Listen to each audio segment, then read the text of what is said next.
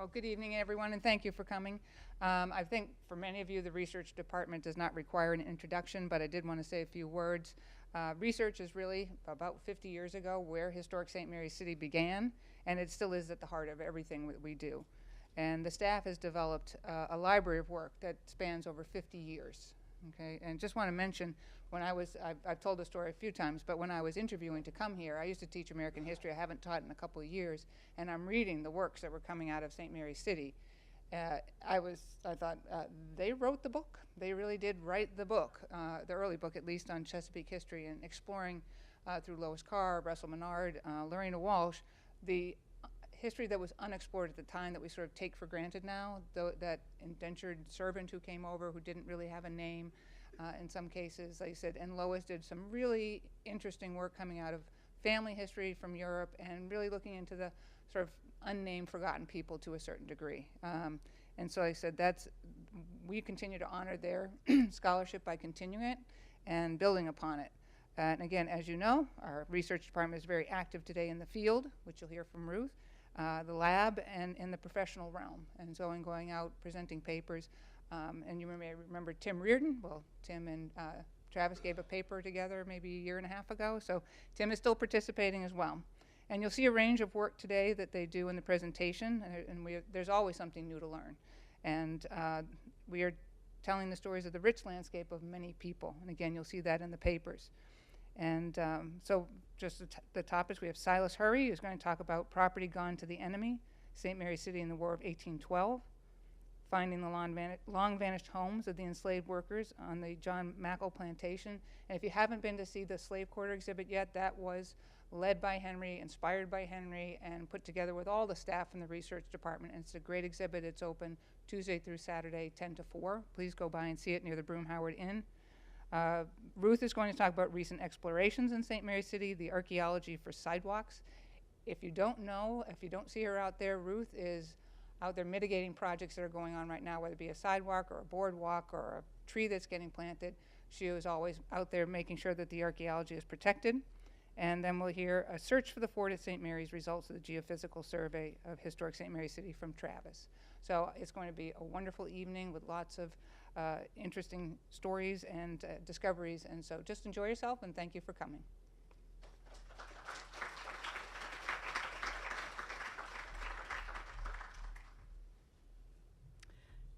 Good evening. Thanks for coming. Can everybody hear me okay? All right. Let's see if we can get the technology to work.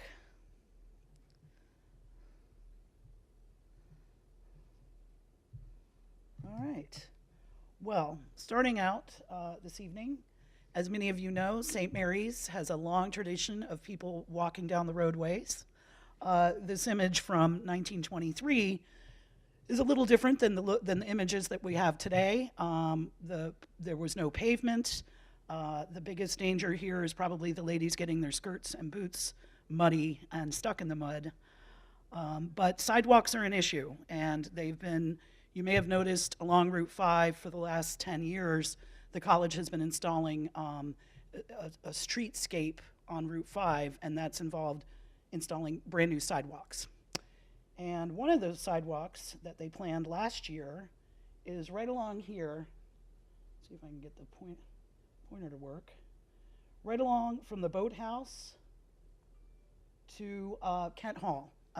For those of you that come up that road early in the morning, it's easy to hit students. I'm surprised somebody hasn't been hit by a car yet.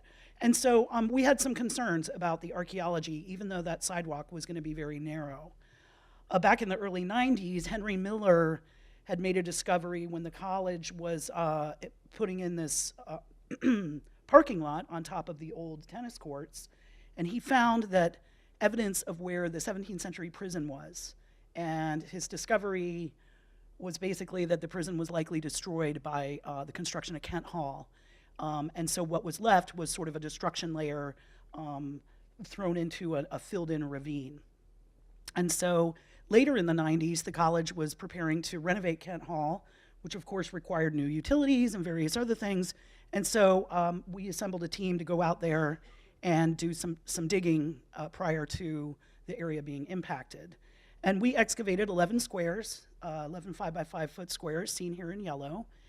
And they were in preparation for primarily a chiller building that was going to go there, and some kind of arbor to hide utilities.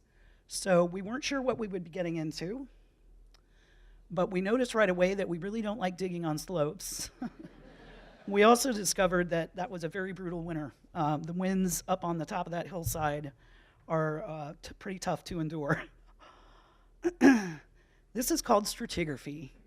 Archaeologists love stratigraphy, and as the way we excavate in St. Mary's City is we excavate stratigraphically, which means each layer is taken down separately and given its own unique numbers and letters. And in this image, you can see just the top of the old tennis court, and then layers upon layers upon layers, all 6 feet down. This kind of stratigraphy isn't so bad because it's kind of straight, it's kind of regular. As we started opening up more units, we realized right away that no two units were alike. This stratigraphy is a little more difficult, sloping one way and then going down another foot, sloping another way. It had its fair share of challenges. This one, you could see how much we really enjoyed working off of a sloped bottom floor here. But what's interesting is you'll notice there's all these dark deposits. And so that whole hillside is just chock-a-block of filled-in ravines. Excuse me. And I show this image to demonstrate to my current team that there was a time in my life that not only could I bend my knees, but I could also maintain very awkward and uncomfortable positions for long periods of time. No longer true. And so what did we find out of those 11 units? We found nearly 40,000 artifacts. Sounds like a lot. A huge number of that was coal, not very exciting. Nearly 20,000 oyster shell. A fair amount of brick, about 4,000 or 5,000 brick fragments of all time periods, some handmade, some machine-made. Very little pan tile, which is what the prison had on its roof. But some pan tile, 136 fragments. Not much in the way of colonial material in general, 13 colonial ceramics. Out of 11 test units, that's not very much. But when we start looking at the Native American material, things kind of paint a different picture. 69 fragments of Native American ceramics is a very high number. Quite a number of flakes and other stone debitage, 4 projectile points, including the one that's drawn on the lower left there, which dates to the late Archaic period. And so when we sat down with the college to talk about the impacts of their new sidewalk, we had some concerns. And even though it's not a very wide area, we've been watching that hillside for a number of years, and we've been watching all this shell erode out of it. And you can see there's a lot of disturbances from tree roots and old trees that used to be there and so on.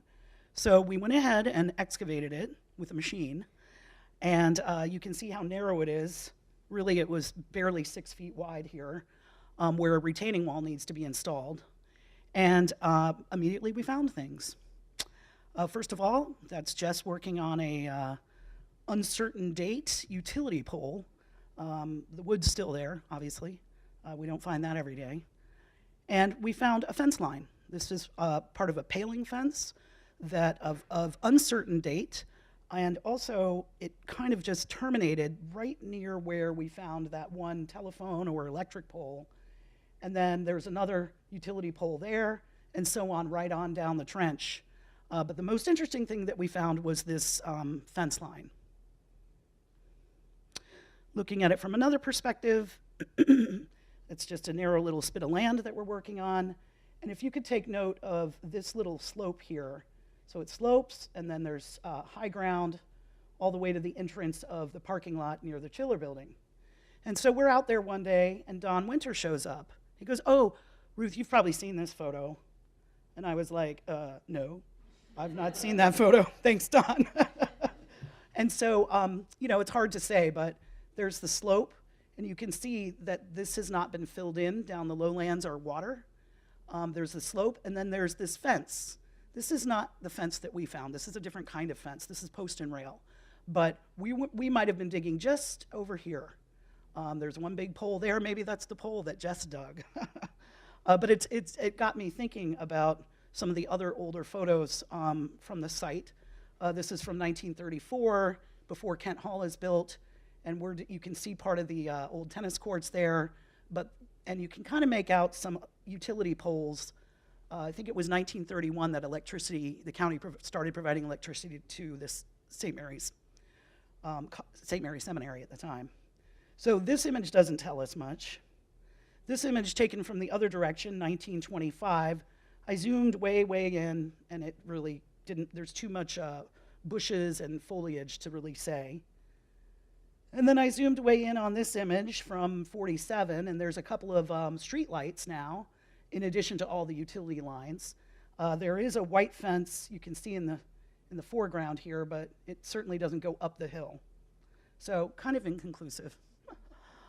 This last picture is from 1915, and I don't know exactly where it's taken from, but you can see a post and rail white fence in the background, and maybe that's St. John's Pond. It's just kind of a guess.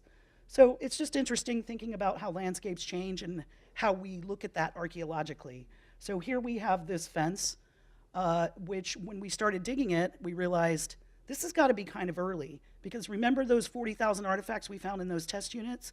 Well, there's very little material in this fence ditch, suggesting that it's early. That does it predate the early days of the seminary.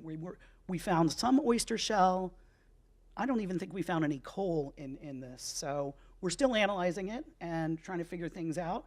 We excavated it, recorded it, and moved on to the next project, which is the continuation of a brick sidewalk from St. John's Pond all the way up to what's known as Northfield.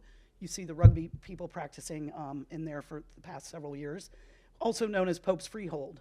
And this run of sidewalk has been in the works for a long time. We sat down at the drawing board with the college, I think it was in 2014, and they had this path going along Route 5 through the Northfield, and we kind of gasped because we said, that's going to require a lot of archaeology. It was a huge impact and a very long stretch of sidewalk in the Pope's Freehold Northfield region. So they came back to us and they said, oh, well, now I don't know if it's because of our persuasive talking or if it were the trees they were going to have to cut down, but one way or the other, they came back to us with this other plan. Oh, no, we'll just move it. And we said, well, that's much better. We like that a lot. And they said, and we're going to use permeable pavement. I've never heard of such a thing, but we like that a lot too. So we agreed, and then the engineers finished the drawings, and then we had a little bit of a gasp when we saw this part. And the reason for that is that part will have permeable pavers, but to put those in, they have to dig down in such a way that it will impact the archaeology. And we happen to know that that's a very sensitive location. What we know about Pope's Freehold is that Nathaniel Pope purchased it in 1640, who happened to, by the way, be the great-great-grandfather of George Washington, and he got his 100-acre freehold. 1651, Thomas Hatton pays 2,500 pounds of tobacco for a new dwelling house and plantation near Snow Hill Manor, which we are presuming is Pope's Freehold. And by 1659, Philip Calvert purchases Pope's Freehold and lived at my house at Pope's Freehold until at least 1677. And after that time, it was often referred to as Chancellor's Orchard. And we go from 1659 to 1746 with very little known. That's a big jump in time, very little known about how the site is being used. But regardless, 1746, Chancellor's Orchard granted to Robert Toll. And in 1765, after Toll's death, the Reverend Moses Tabbs has possession of the property. And so we also know that in the early 70s, after Lois Carr had worked out the tract history, archaeologists from St. Mary City thought, well, we'd love to find Philip Calvert's house. So they went out there to Pope's Freehold, and there was an area with a very obvious sunken depression, and they thought, well, maybe that's a cellar to Philip Calvert's house. We have a picture here. I couldn't resist Henry Miller during the early days of the digging there. And they immediately started finding some rectangular-shaped posts, some round posts, and other cultural features. And they started getting into the cellar, and they realized pretty much right away, this is not Philip Calvert's house. because it had material coming out of it that dated from the 18th through the 19th century. But nonetheless, they continued excavating. Soon they found a set of stairs leading into a cellar and some really nice ceramics at the bottom of that cellar. By the end of the first season, they got a lot uncovered, and the site started taking shape. And by the end of the second season, the entire cellar was opened, and they found the entire footprint of the building. And so looking at that, here's what they discovered. There's an early building, which is where toll comes in, that was built in 1750. And after Reverend Tabbs purchased the property in 1765, an addition is added to that building, to the east side of it. So here's the entrance to the cellar on the south side, and the addition on the east side. So even though the building had a brick footer, it was a framed building, just footed by shallow laid brick. And when we look through the 18th century into the 19th century at other records that survive, we see other buildings. Of course, the Good Dwelling House with brick chimneys, one tobacco house, a clapboard kitchen and quarter, and we also have a reference in the 19th century of 2 slave logged quarters. So somewhere on the site are these other buildings. When the excavations were completed in the 70s, Historic St. Mary City decided to turn the site into an exhibit. And they decided to reconstruct the building to bring it above ground level so visitors could come and see that there were these hearths here. When you look at this picture, the white-ish colored bricks, that's the original. And then the reddish bricks are the additions. And eventually the cellar got filled in. And this is what it looked like today with all of our archaeology nonsense. But so there's still these above ground ruins that were recreated from the 70s. And so all of that work that was done in the 70s is noted here in red, right where the sidewalk ends, right where the sidewalk, 50 feet of the sidewalk needs to go deep in order to meet the existing roadway over here. So we started last fall excavating 5 by 5 foot units to test the plow zone. We started finding a lot of cool ceramics. When you get into the 19th century, the ceramics start getting really pretty and highly decorative. You can see we're getting a broad range of material, including this probably pretty recent pull tab from an aluminum can.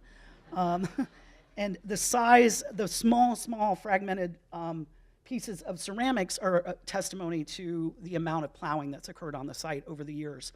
And the image on the left, if you can make that out, is part of a tobacco pipe bowl with possibly the letter L on it. And one of the surprising things from excavating the plow zone is there was so few tobacco pipes. We don't really understand why that is. So we ended up digging 12 units. And if you can see in this image, I've spray painted long lines to the right and to the left, where we then were going to use heavy equipment to strip off the plow deposit and look for cultural features. And so we did indeed get it stripped down and carefully cleaned and mapped and looking for features. Right away, we found some round holes and some square holes and possibly some planting holes and a shell midden. So this is a fairly large shell midden, and when we started getting into it, it's kind of deep. It's deeper than we thought it would be, and it looks like it might be from a tree fall, which is something that we seem to be finding a lot of lately. These tree falls, and then the native people are either throwing their shells in this hole to maybe not have a hole in the ground. I don't understand why that is. In this particular instance, we're down right near the bottom now, and it's very burned down there. So we're hoping to get some charcoal. But as we were digging this one, this is actually a view of it today. So we're down pretty far. As we were digging that one, we found another one about 30 feet to the west. This one's a little bit smaller, and as we started getting into both of them, they had a lot of shell, but not much else. So it was kind of disappointing. We really don't have enough right now for even a charcoal C14 date sample. So the other day, we got really excited because we found one piece of ceramic, which led to 2 pieces in the mend. So we were excited about that. And then just 2 days ago, the shell pit to the west, we found a decorated piece of Native American ceramic. And this has got, I don't know if you can make that out, cord marking on it. And so we're finding really cool things on this project. We're really excited. We're probably going to be wrapping it up in the next few days. And I wanted to mention that one more feature I forgot about, kind of an important one. We found another fence line. It looks similar to the paling ditch that we found along Trinity Church Road, but this one's actually a little bit different. When we started getting near the bottom of excavating it, we noticed that there were large post molds set in it, and we believe this is a palisade-style fence. And actually, a little bit later, Travis is going to be talking a little more about that style of fencing. But what's kind of cool about it is look how it lines up right to the back of the entrance to the cellar of the early building. Also, what's interesting about this feature is there's hardly any artifacts in it. So all of those beautiful 19th century ceramics, if this was a later fence, we should be finding lots of material in it, and there's hardly anything. There's barely even any brick at all to speak of. So it's got to be date to the early portion of the site. And this kind of gives you a sense of the fence would go right up to that back south side of the early portion of the structure that stood there. So this project has been exciting and rewarding. We're going to wrap it up in the next few days. We've had a few challenges. We were patting ourselves on the back. We put up our tent on March 4th in record time, and Mother Nature had the last laugh and took it down in even more record time. Of course, the rain hasn't been much help. Twice it's been filled to the brim like this, and unfortunately not quite deep enough to use the pump. So we have some manual pumps. Sadly, the team it takes them all morning, and I'm telling you, it's no fun. And you know you've broken your crew when they have to work out their back spasms by lying on boards. So I wanted to thank the team that's out there. They literally are doing all the heavy lifting on this project. Jess and Kat and Stephanie and August couldn't make it tonight, but they're in the audience, and we really appreciate all of your hard work. Thank you.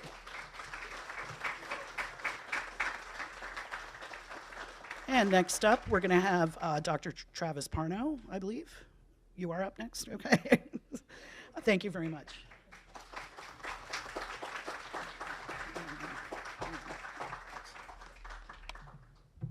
Yeah, I need that.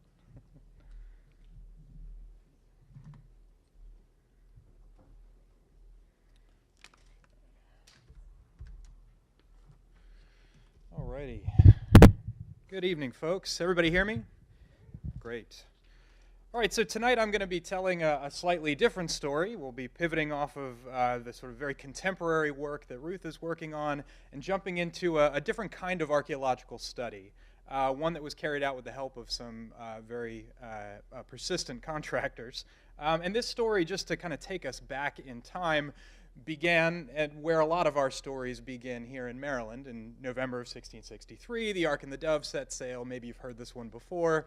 And they arrive here in March of the following year and land at St. Clement's Island. And in those early periods, those first few days and weeks of settlement, we have some really fascinating kind of incidents and diplomatic relations going on, where you have the English landing at St. Clement's and looking for a place to settle. And so they're working through an intermediary, a guy named Henry Fleet, who is conversant in some of the local languages and starts really acting as this critical intermediary between the English and members of the local Native American community, many of whom belong to tribes that owe tribute to the Piscataway chiefdom.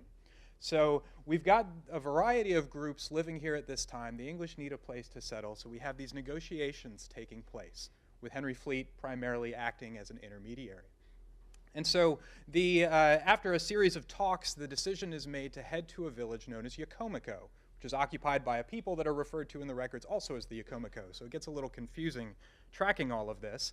But the agreement is made that the English will be allowed to settle in this village in exchange for a set of material culture. But this is not that sort of exchange of beads for the island of Manhattan kind of situation. This is a critical diplomatic move on the part of the Yakomiko, who have been suffering from a series of raids by the Susquehannock groups who lived kind of in between the Chesapeake Bay and Delaware Bay. And so the Yakomiko are already thinking of vacating their village, this idea of establishing a buffer zone between themselves and their enemies. And in come the English, who say, we will gladly give you iron tools and textiles and beads in exchange for this land. And so the Yakomiko agree, according to the records that we have, and they allow the English to settle in part of their village. A really, really unique sort of a settlement story that we have here. And after a short period of time, the English start constructing a fort. And that's really where our story kind of kicks off today in this recent study. And so I want to share with you a few excerpts from some of the historical documents from the early 17th century where we get our ideas of what some of this might have looked like. And so one of these is a letter that Governor Leonard Calvert, first governor of Maryland, wrote to a colleague of his, we'll say, Sir Richard Letchford, who was one of the big financial backers of the colonial effort. And in this letter, dated May 30th, 1634, among a number of other things, Governor Calvert writes that we have seated ourselves within 1/2 mile of the river, within a palisado of 120 yards square, with 4 flanks. And we have mounted 1 piece of ordnance and placed 6 murderers in parts most convenient. A fortification, we think, sufficient to defend against any such weak enemies as we have reason to expect here. So this brief description is a little brief. You know, we sort of wish he had drawn a map or something, but in this case, it does give us some useful information, right? We know we're within 1/2 mile of the river. We're in a fort that is palisaded. It's a very particular style of fort construction. You dig a long trench and fill it with essentially individual logs that might be as high as 8-9 feet above ground, pack them side by side, and fill in the soil to create a very robust fortification. We know that that wall is described by Calvert as 120 yards square, or 360 feet, with 4 flanks or sides, so we're expecting a square constructed fort. And they've mounted at least 1 piece of ordnance, 1 cannon. And usually if you're mounting a cannon in a 17th century style fort, you're mounting it on what's called a bastion, or sort of a curved ring of palisade where you've got a gun platform built inside that ring that's situated on the corner of the fort. And there are also 6 murderers, or essentially small cannon, small guns, placed in parts most convenient. Okay, so we've got some sort of hopefully 4-sided fort that's roughly 360 feet on a side within about 1/2 mile of the river. Just to give you a sense of what a roughly contemporary fort that was also palisaded, that also had cannon mounted appropriately, was the fort at Jamestown. James Fort, established in 1607. Theirs was triangular, ours we believe to be square, but otherwise these are what we think are sort of fairly similar construction techniques. We've got the palisade with the circular bastions on the corners. See if I can figure, yeah. So right in here where you've got that bastion. So that's sort of what we're thinking based off of Leonard Calvert's description. But I want to go one step further into the relation of Maryland that was based on the writings of Andrew White. And this was published in 1635, and we have this quote where they're describing the situation of the settlement, referring to the Yakomiko Werowance, or the leader of the Yakomiko, who freely gave consent that he and his company, that is Governor Calvert and his company, should dwell in one part of their town and reserve the other for themselves.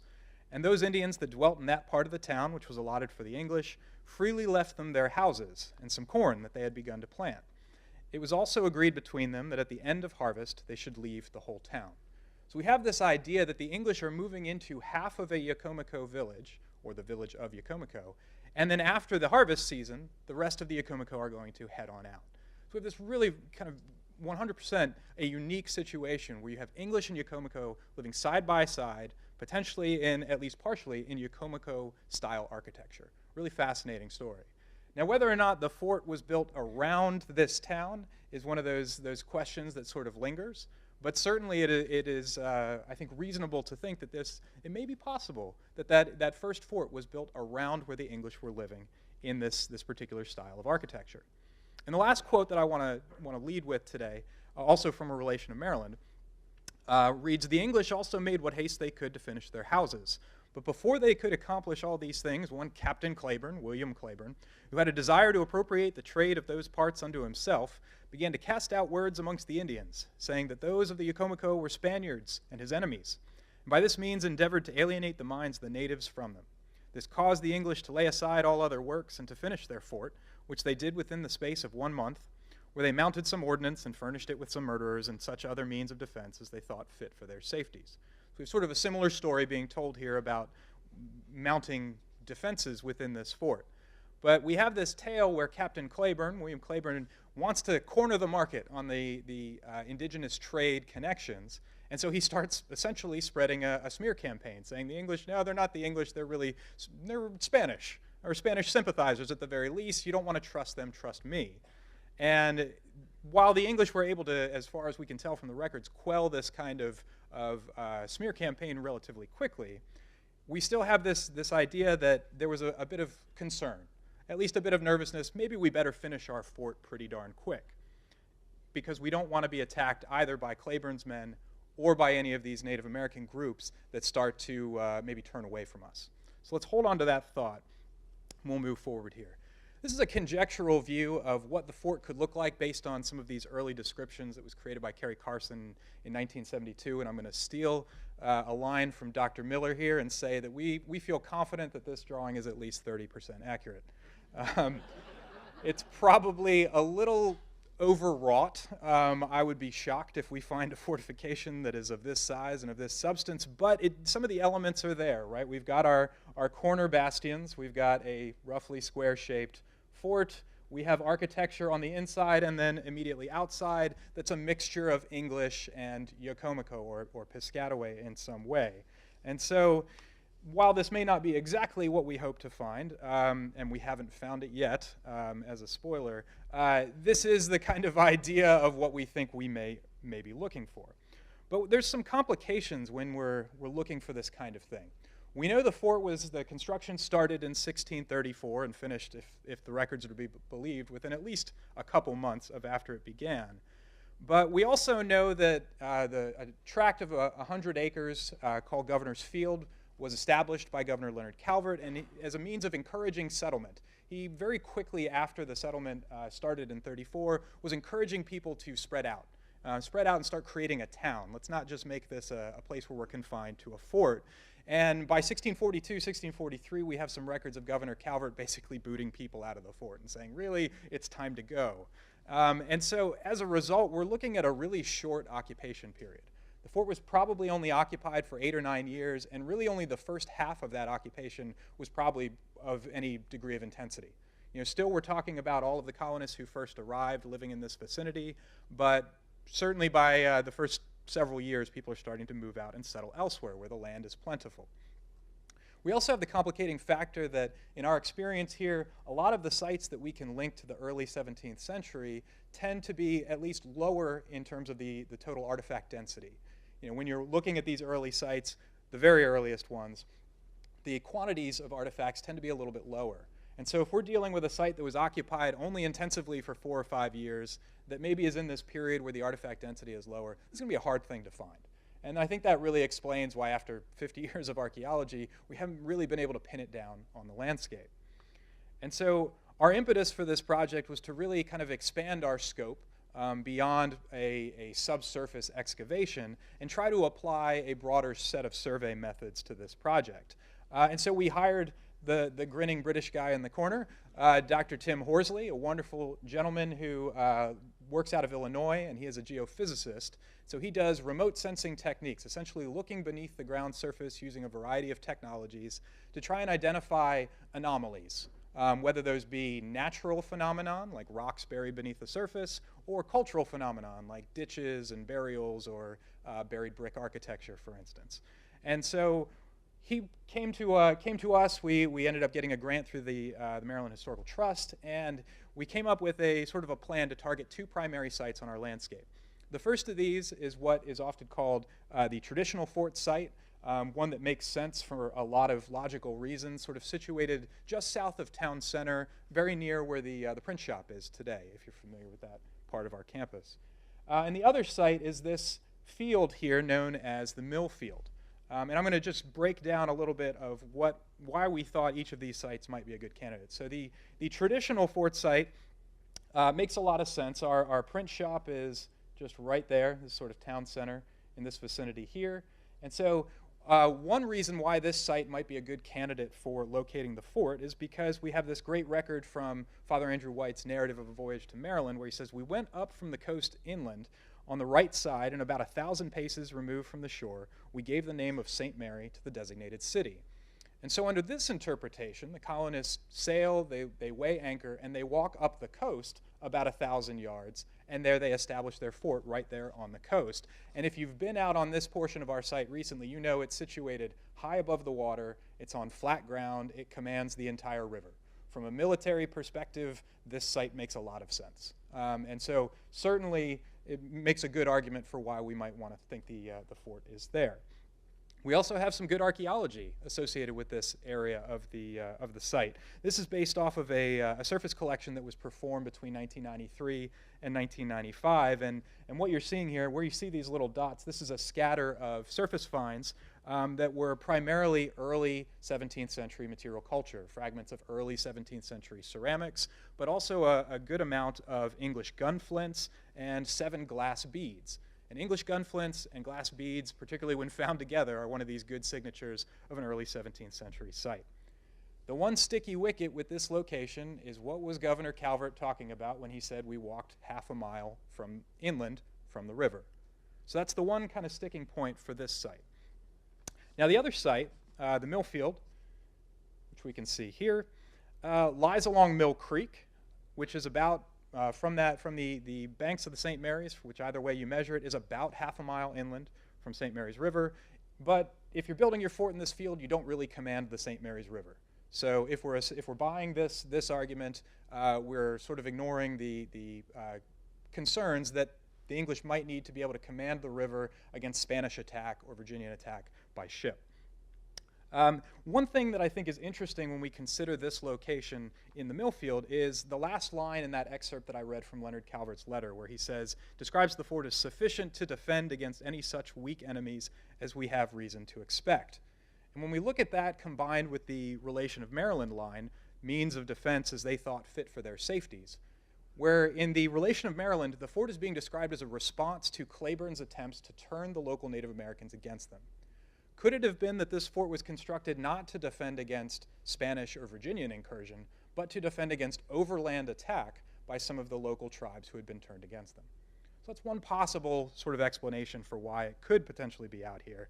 And just like our other site, we have a different period of surface collection that was done in this field back in the mid-'80s that turned up a lot of early 17th century ceramics. And all of these dots are various shapes and sizes that are hard to read, but these are all different types of early 17th century ceramics that were found out in this field.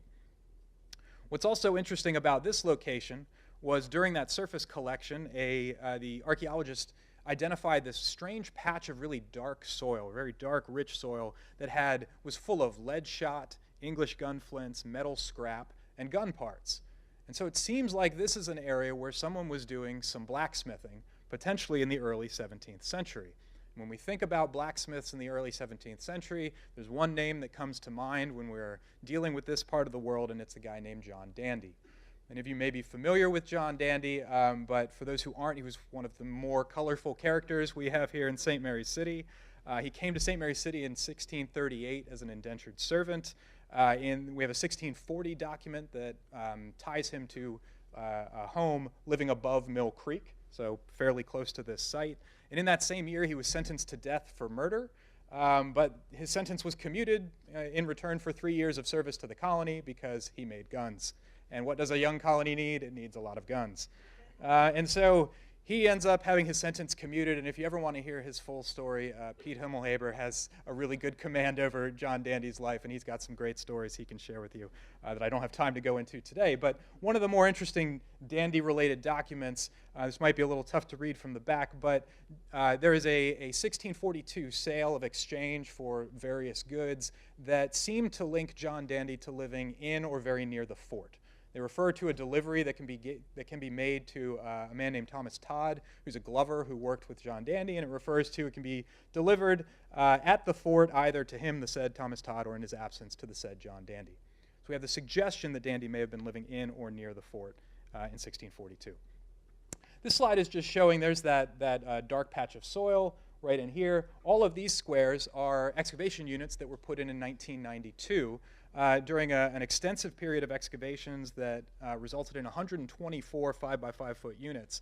And those excavations revealed a number of interesting features, but in terms of artifacts, there was lots of limestone, which is often used as flux for metalworking. A lot of early ceramics, English flint, lead shot, and then iron tinter hooks, which in addition to being used for tanning, are one of these things that we tend to associate with that early blacksmithing. The green line that runs right through here was described by my predecessor, Tim Reardon, as one of the largest and most robust palisade lines he had ever seen in his time at St. Mary's City. Take that for what you will. So our goal in kind of approaching this site and the other site was to apply as many different methods of remote sensing as we could and as we could afford. And so Dr. Horsley recommended a 3-method approach that would begin at sort of the largest scale and then kind of narrow down in resolution. So the first method that he applied was called magnetic susceptibility. Magnetic susceptibility measures how magnetic the soils are across a wide area. And the goal of magnetic susceptibility is to say, yes, people lived here, no, they didn't. It's sort of a positive-negative kind of study. And so he essentially goes across the field at about 20-meter intervals, taking readings, and then writing down the numbers, and then mapping these numbers. And the results of the magnetic susceptibility were not altogether that shocking. Turns out people lived here in the past. So at the traditional site, most of the magnetic signatures that he picked up were from things like the path down to Key Swamp, which is lined with a steel sort of rail and metal rebar, which turns out is magnetic.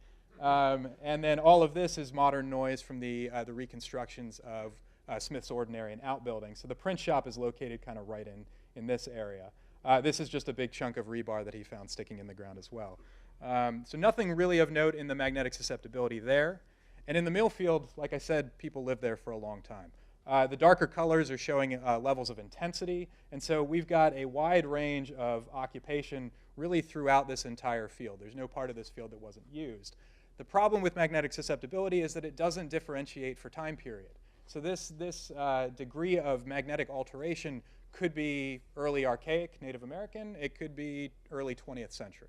So magnetic susceptibility, we learned, was maybe not the most successful method for us. This is probably more useful in wide open fields where we don't have a good understanding of what the past occupation series might have been.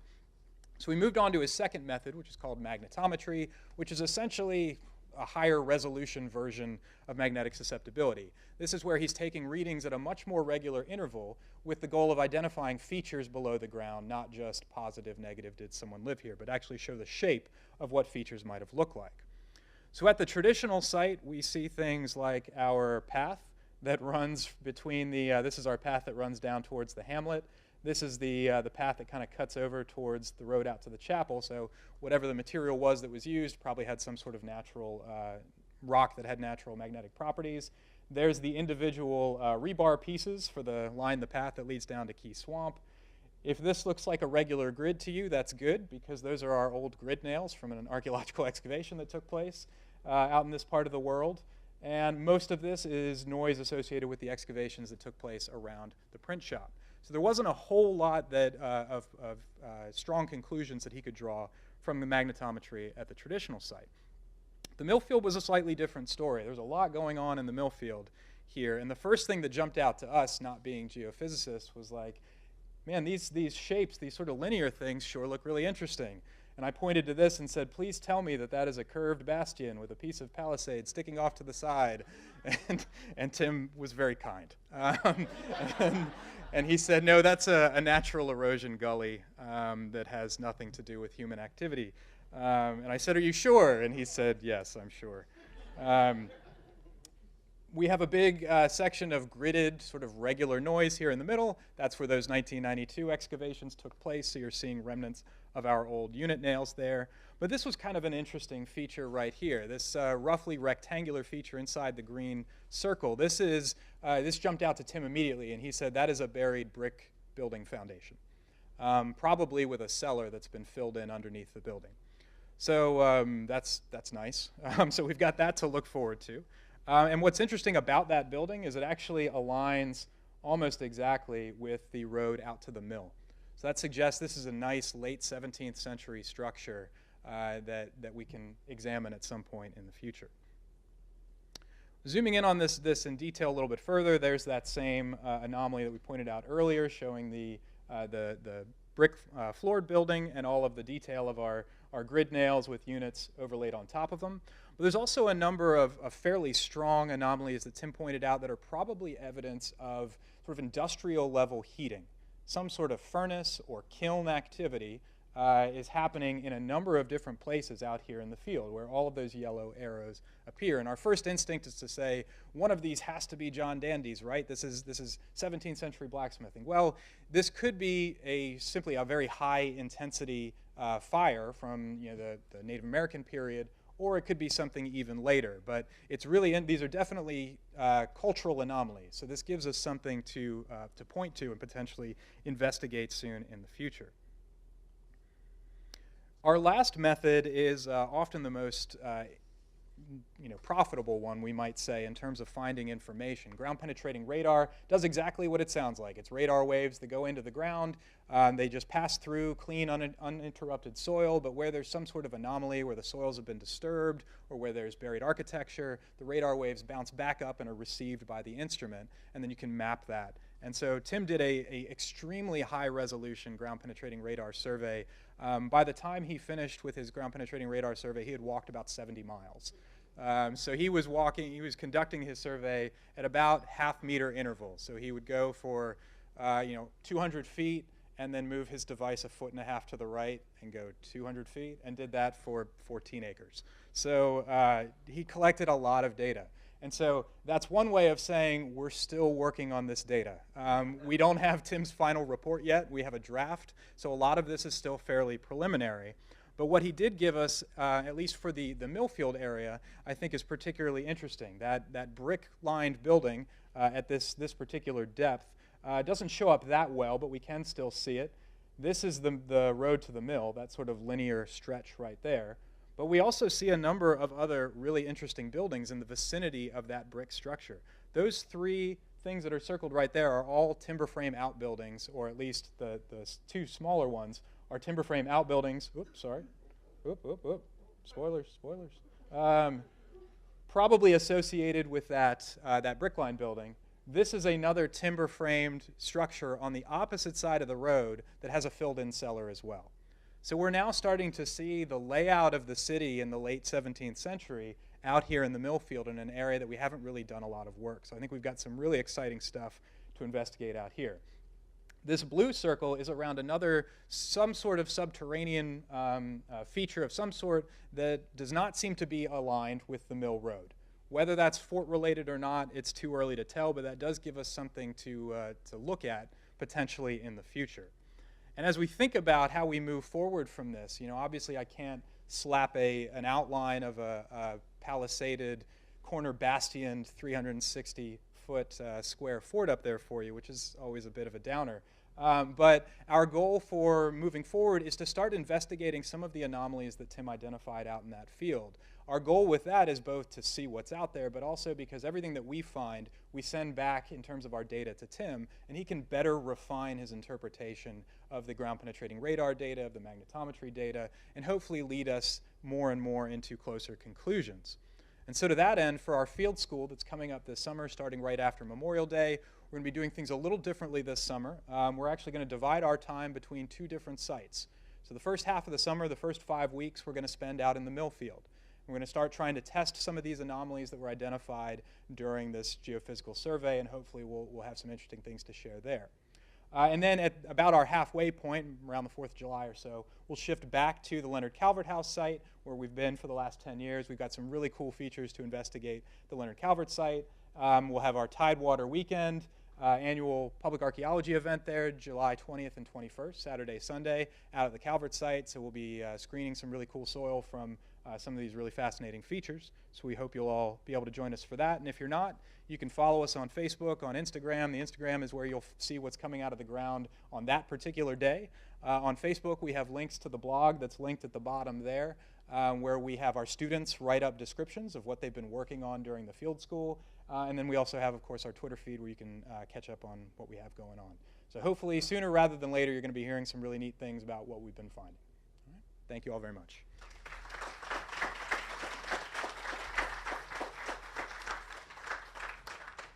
And for our next talk, we have Silas Hurry, Curator of Collections.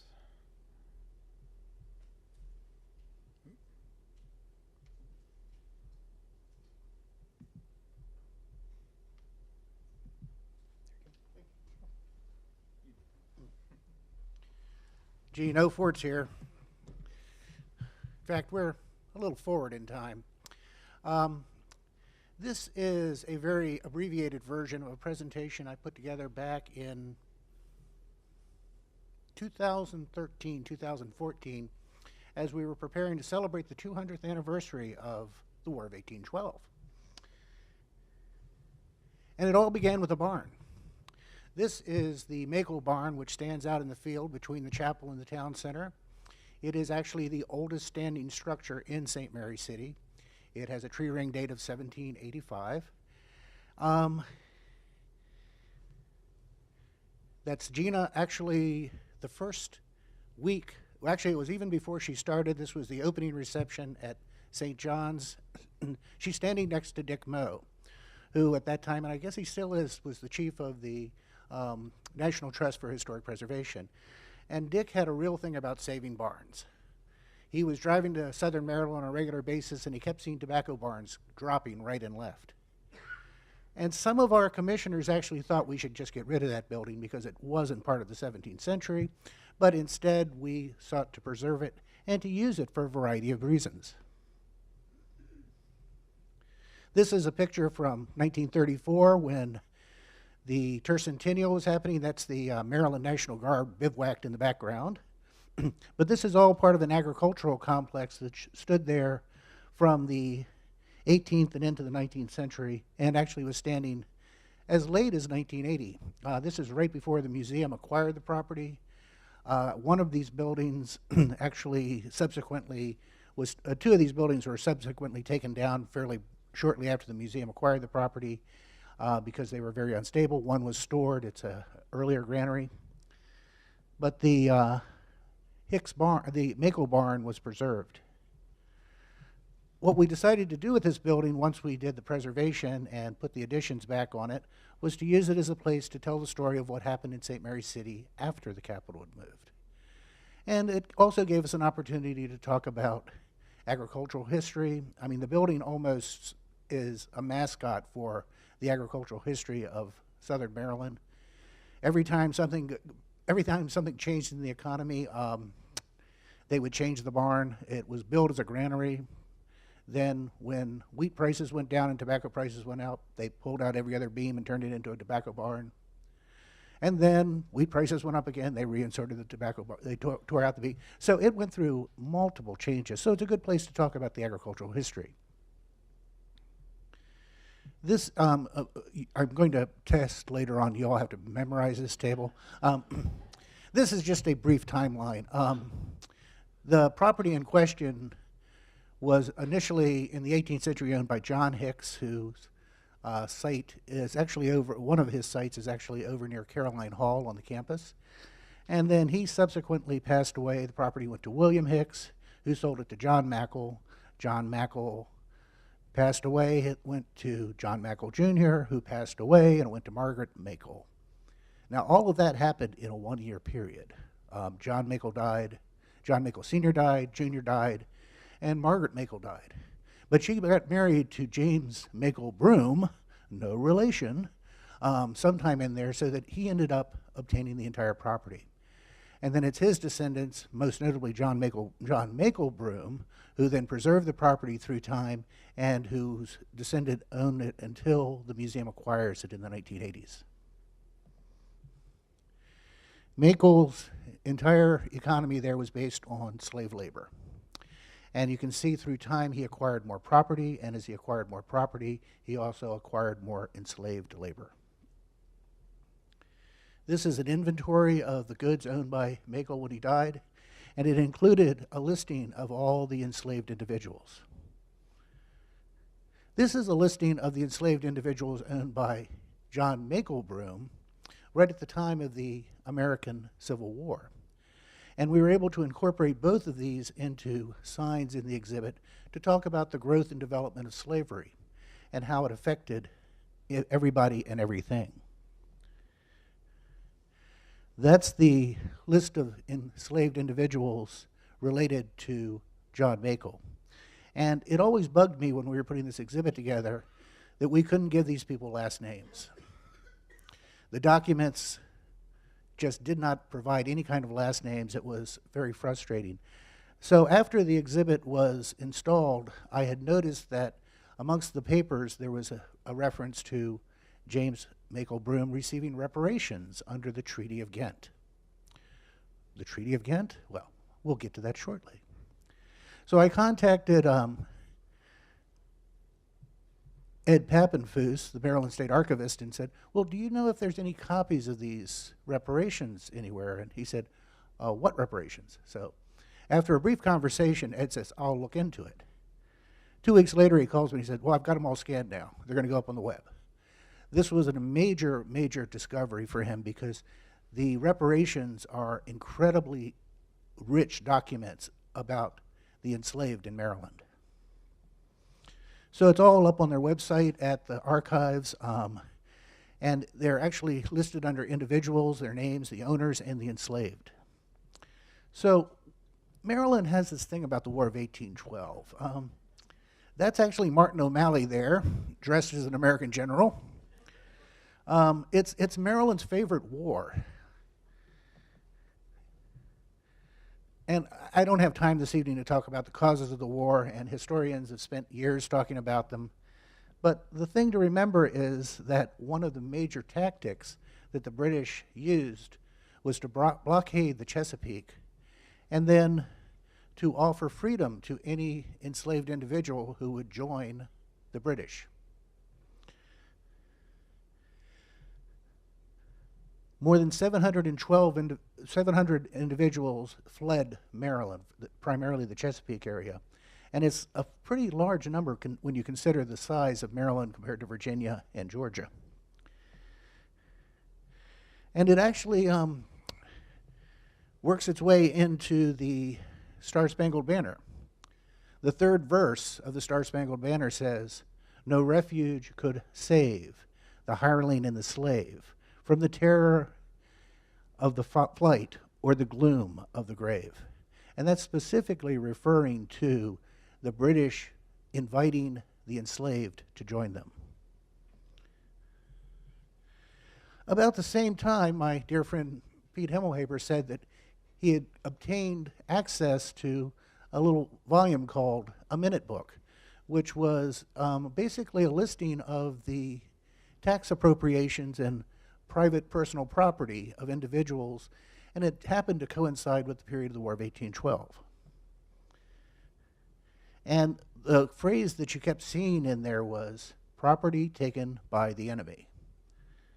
And that was because people rushed down to record any time a slave escaped to the British, because that way they didn't have to pay tax on it anymore. Because the enslaved individuals were considered personal property that you had to pay tax on. And here you can see John Makel Sr., John Makel Jr., and Margaret Makel all being listed for deductions for property gone to the enemy. So it's very rare to be able to get the names of enslaved individuals in 2 documents. It is almost unheard of to get the individuals' names in 3 distinct separate documents. And they provide a wonderful and rich history of these people. So this is James Broom's reparations. Now, he did not actually get the reparations during his lifetime. The money came to his family's estate. Those were the individuals listed, and of those, only Harry Hammett was listed with a last name. But as part of the process of getting your reparations, you had to get neighbors to testify that, yes, in fact, you had lost these enslaved individuals. So this is Susan Bain, and from this we now know, Harry was Harry Hammett, but there is Harry Fox. So we have another last name for one of the enslaved individuals. This affidavit includes the last names for multiples. We have Harry Fox, we have Jerry Patterson, James Robinson, Jess Rollins, and then Harry's wife is named Lucy, and Rachel is Jerry's wife, and Jerry's sister is Nan. So from those, we can actually start giving these individuals last names. And the reason this is significant is if you want to trace them further in time, the only way you can do it is with a first and last name. There was a lot of resistance demonstrated by the enslaved. Harry Fox and Harry Hammett came back with Admiral Cockburn and a group of British Marines, and they systematically searched individual buildings throughout this end of the county looking for war-related contraband. This is Robert Lilburn's affidavit, and he comments that Harry Hammock and Little Harry were there, and then says, he asked them how they liked their new masters, referring to the British, and they just turned their backs to him. This is pretty strong resistance when you think about it. They're coming back with British Marines to visit the neighbors. Admiral Cockburn was not a very nice guy. He was noted for his brutality and the taking of as many plantations as possible. This is his official portrait, painted some years later, but that's Washington, D.C. burning in the background. He chose that for his portrait. So where did these enslaved individuals who were now free go? Well, they went down to St. George's Island because there were a whole number of British frigates parked down there. It was a British base primarily. And from there, they initially went to Bermuda, but then were taken off to Atlantic Canada, specifically Nova Scotia, in the area near Halifax, and the other areas in that part of the world.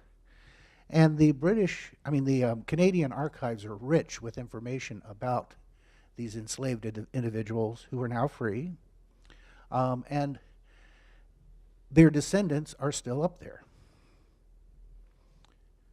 If you search in the documents in their archives, you can find Harry Hammock. Now Harry Hammock was Harry Hammett. You can find his wife.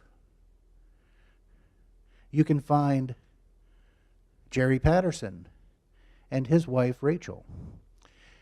These individuals are basically the beginnings of the African Canadian population. They've done a bit of archaeology on some of the sites up there, specifically around Beachville, and have found pretty remarkable remains. They're still being analyzed. Last time I presented this was up in Halifax in Nova Scotia, and I actually was fortunate enough to have some descendants in the audience of people who had fled during the War of 1812. Now, there's some other individuals who don't end up in Nova Scotia. They instead joined the Colonial Marines. The Colonial Marines were essentially shock troops developed by Cockburn, and their role was to go beat on the door of the plantation with the butt of the musket to get the attention of the occupants. And I'm assured that an armed African American coming up to your door caught your attention in the 18th century or early 19th century. They were all based out of an island down in the Chesapeake, Tangier Island. And there's a commemorative plaque down there now. They served apparently quite valorously in various battles, including the Battle of New Orleans, which was actually fought after the war was over. Where did they go after the war? They went to Trinidad. And I've assured the museum staff here that I would be very happy to do research, particularly in the winter months in Trinidad, but I have not seen funds forthcoming. Now, when they got down to Trinidad, they got a new name. They were called the Americans. And they settled in a series of villages called Company A, Company B, and Company C. Their first political leaders and religious leaders were the same individuals who had been their non-commissioned officers when they were in the Colonial Marines. And John McNish Weiss has done incredible research in the British archives looking at these individuals, because he married one of their descendants. Here we have James Makel. and Emery Broom. Those are two of the enslaved individuals who escaped from James Maple Broom. And this is Violet Williams, who was their mother. So I've been trying to move rapidly here because I'm trying to create more space for Henry at the end, because I know he has a lot to tell you. But the Americans are still quite celebrated in Trinidadian society. They're still considered a cultural group. Their descendants actually participate in War of 1812 reenactments. And I'm still willing to go do research, by the way. But clearly, the revolutionary spirit that it brought on the American Revolution and the subsequent War of 1812 did very little to actually produce any sense of freedom for the enslaved Africans. In fact, the entirety of the Southern economic system was based on slavery. And this is a painting that's on the back of a canvas of another painting that is held by Colonial Williamsburg. Indeed, it's not until the American Civil War that you actually receive freedom and the rights of citizens. And I fear it is still a work in progress. There's still so much more to do to actually get true equality for these individuals. So that's all I had to tell you. I'd like to introduce our next speaker, Dr. Henry Miller.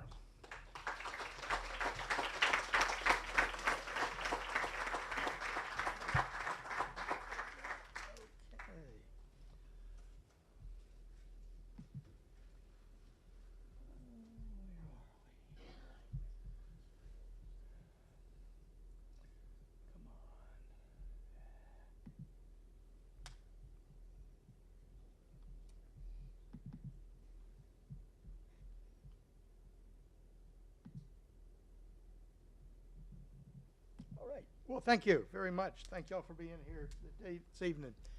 This is kind of a return which follows very nicely with Silas's talk, because it's a project that we did back in around 1990-91. We're revising some of it now, but it was a very interesting project because it was prompted by one of the perennial problems of St. Mary's College of Maryland: parking.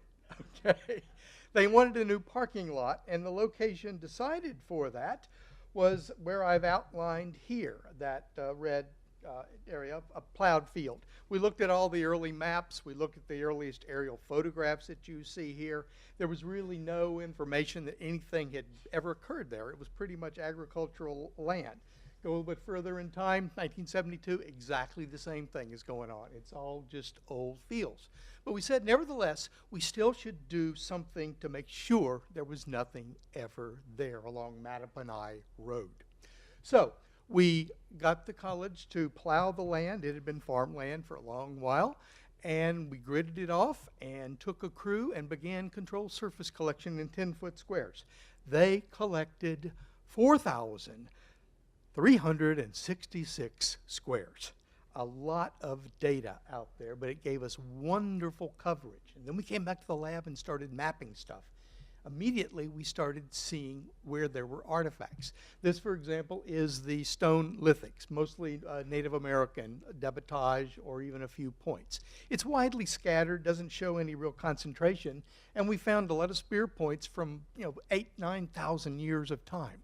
This wasn't a place where Native peoples lived, but they were there occasionally. More interesting was the later materials that showed some clustering, colonial ceramics. Specifically, you can see there's not a lot of it, but it kind of shows up in a couple of places. This included things like Staffordshire slipware, German stonewares, white salt clays, a lot of good 18th century materials. But there was also later, very into the 18th century, early 19th century artifacts, and you see again, sort of clusters going on.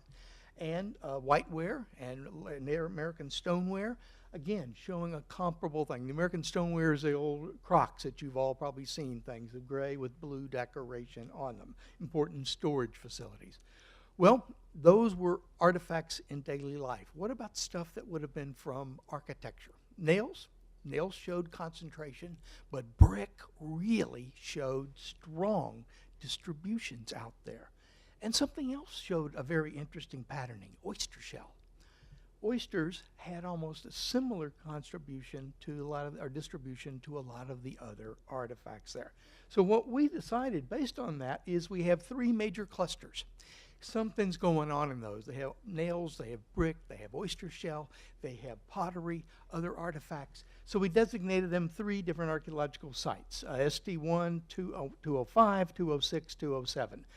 Each of those seemed to hold something, but what was there? We had to go back and explore them with more detail. Tonight we're going to focus on 205, the big one that's right there in that corner, because that's one where it was one of the most interesting of all. So we started going back to the plowed field, digging 5x5s. We ended up digging 130 5x5s out there. And not surprisingly, in a plowed field, you find long linear things.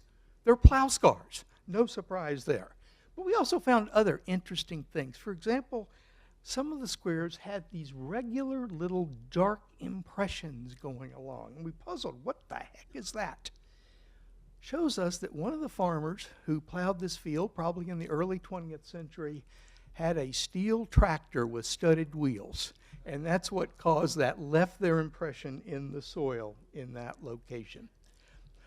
But we dug a lot of squares. We found many, many artifacts, and they strengthened the idea that this was a domestic occupation. Some of the materials was the late 18th or 18th century black glaze stoneware, crocks and butter pots, things of that nature. Other materials was relatively rare creamware with overglazed painted decoration. These were very late, last third of the 18th century, so a good indicator, fairly nice materials. We also found beautiful pearlware, which was sort of the next major type of pottery, many different styles of decoration, many different vessels, and early 19th century whiteware, which also had a wide variety of decorative elements on it. A very strong pattern of artifacts. We even found products we were able to pin dye to a particular English factory with a decoration of the flute and border pattern. We didn't find the whole plate, just little fragments, but it gave us a very nice date in the early 19th century. Putting all that together, we determined that we have an occupation that was somewhere around 1780 to about 1830, 1835. So a very strong indication of a long, relatively continuous occupation. The question was, who was it? When we turn to the to the historical records. And Silas has already talked about John Mackle, and we know that he lived over here where Anne Arundel Hall is today. We know that James Broome, the other one, lived right there at a place called St. Barbara's. These sites are not where any owners were living. It doesn't also, looking at U.S. Census, we know it wasn't where tenants of either of those plantations were residing. The only large group of people left who could have been responsible for those sites was the African Americans that Silas has just been talking about, at least their colleagues and relatives there. This appears to be the enslaved African American occupation of those plantations. We kept digging, trying to find evidence of the buildings. Well, we weren't real lucky with that. But we did find lots of plow scars. But there was one group of plow scars that looked like plow scars, but they were very weird. This one particularly, it's a long trench, looks like it, but there are clear evidence of wooden posts. This is what looked to be a palisade line. And then it did something that no plow scar ever does.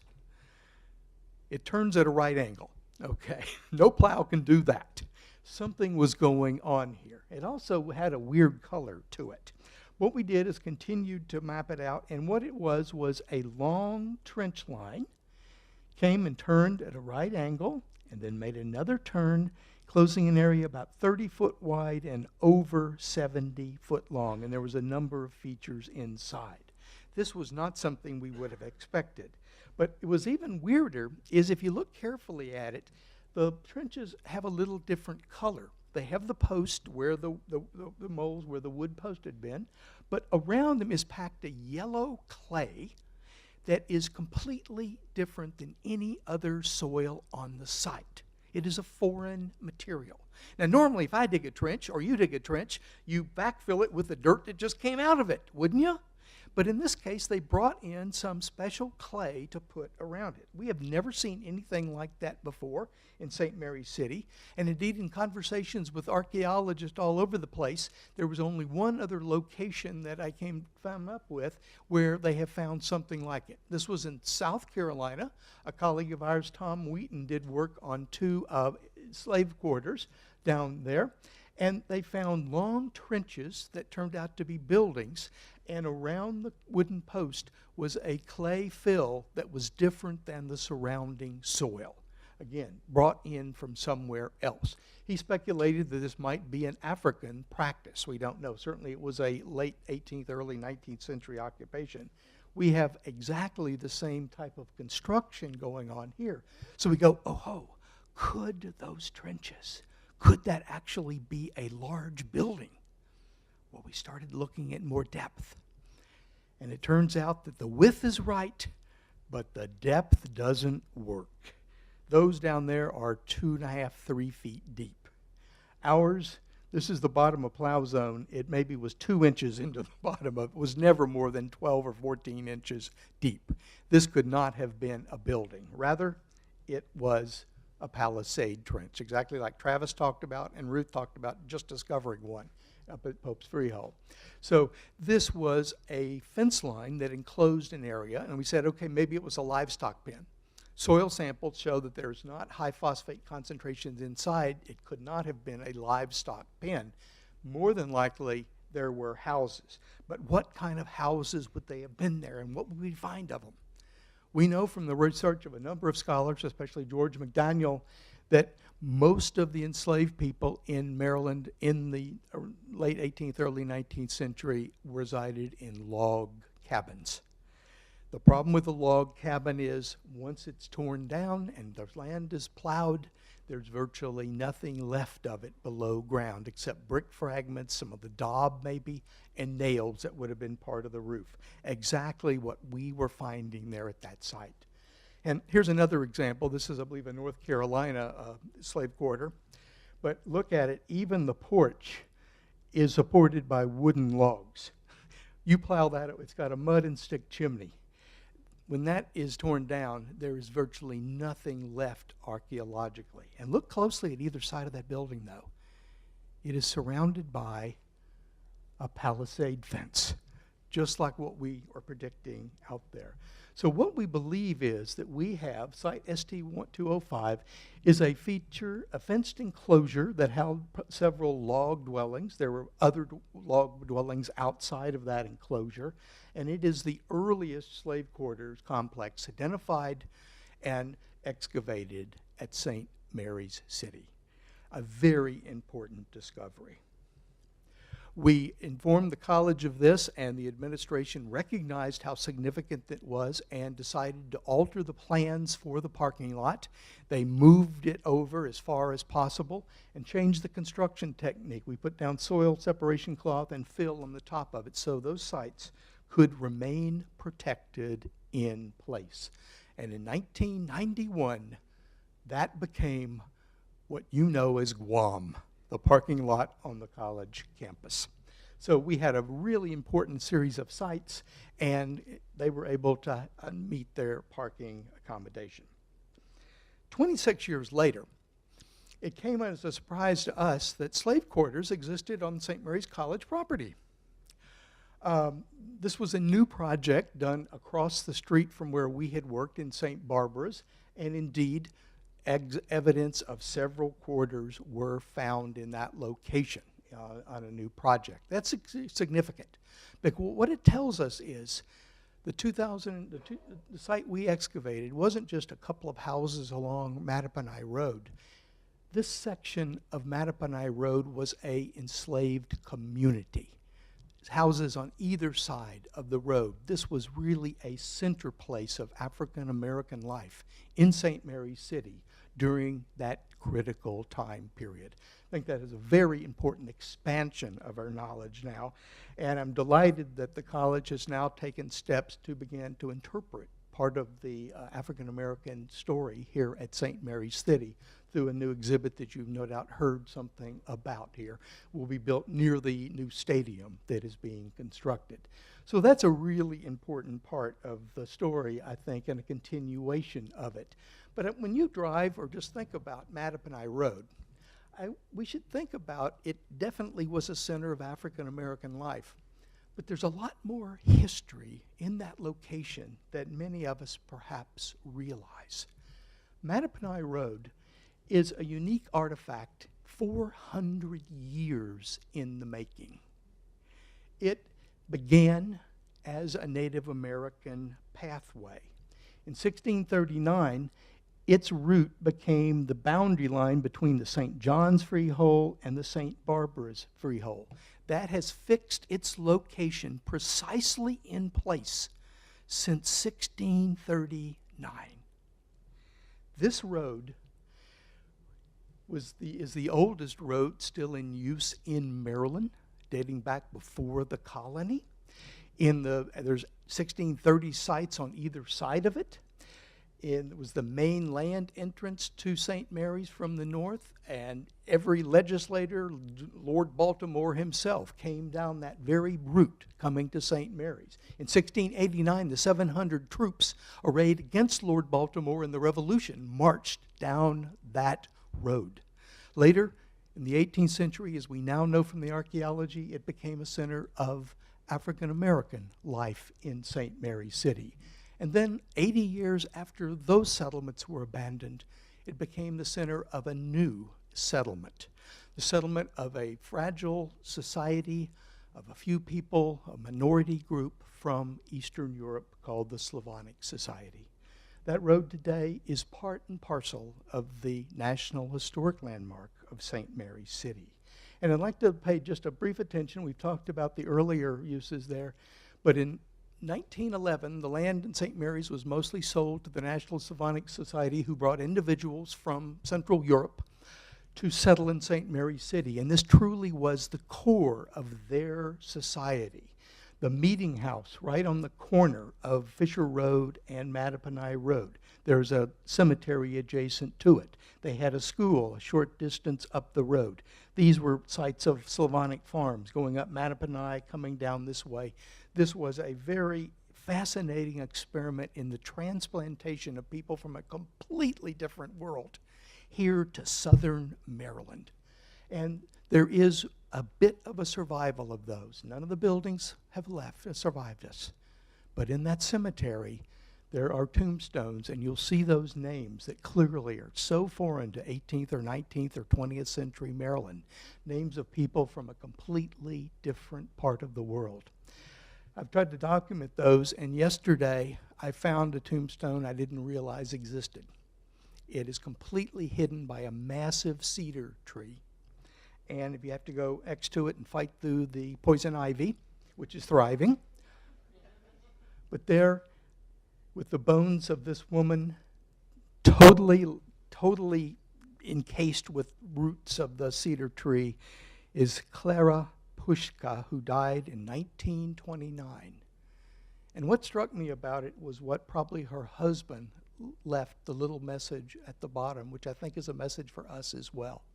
And that was, gone,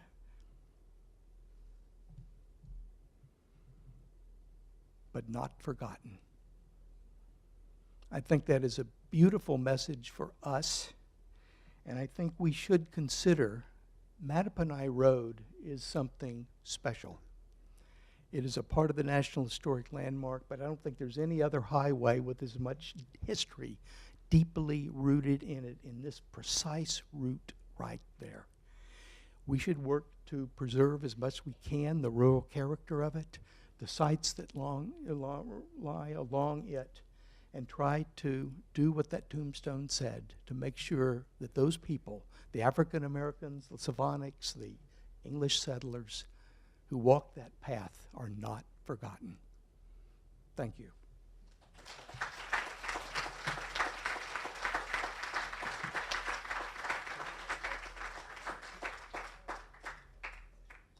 Hey, gentlemen, ladies, any questions?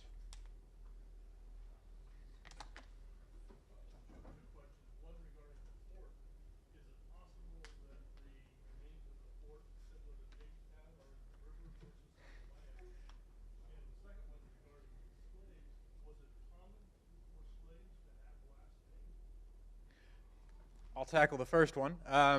In terms of the fort washing away into the river, we don't think that that's the case. We believe we've probably lost, since the 17th century, maybe 40 feet or so, 50 feet of shoreline, particularly adjacent to the main core of the settlement. So I don't think we've lost that much. But it's that is a question. You know, in the traditional site, there was a lot of graveling that was done prior to construction, or the planned construction of a railroad that never came to fruition. So that was an area where it wasn't natural erosion, but it was cultural activity that ate away at the area that's very adjacent, kind of in the Key Swamp area. So that's a possibility if the fort was situated there. I think more work is gonna have to tell. And also, it turns out Jamestown Fort wasn't all washed away. Most of it's there and it's intact. In terms of having last names, yes, they very commonly did. However, owners went out of their way to never use those names or ever document them.